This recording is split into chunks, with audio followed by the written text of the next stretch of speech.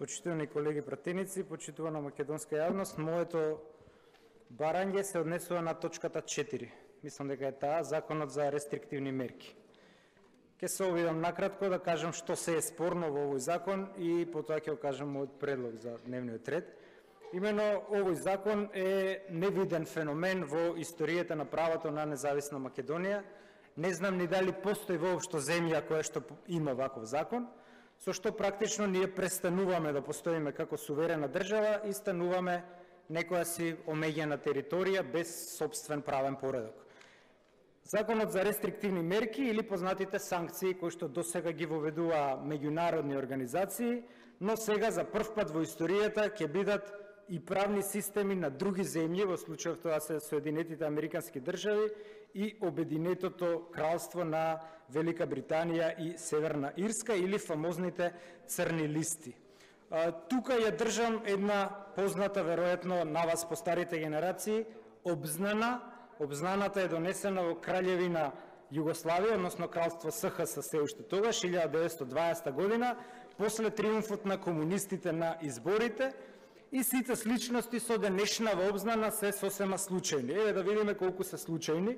Со оваа обзнана им се забранува на сите да вршат комунистичка и друга разорна пропаганда и мора да се запрат нивните организации, а најубава од сите овие точки на обзнаната е оваа следнава, вели од државна служба да се отпуштат сите чиновници, виши и нижи, кои би продолжиле пропаганда на болшевизам во нашата земја.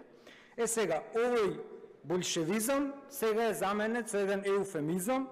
Тој еуфемизам се вика хибридно дејствие.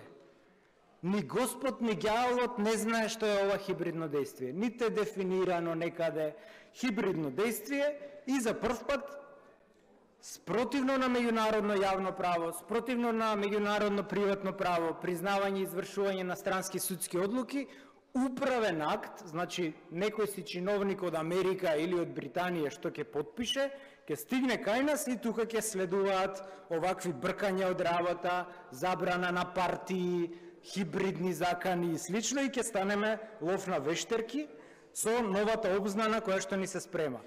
За среќа, чудно ме изненади, за прв пат ќе се сложам со министерот Лога, кој што дал негативно мислење, каде што веројатно некој писмен чиновник го правил, парам парчеви го прави законот и тотално го подпишувам, значи се согласувам во се.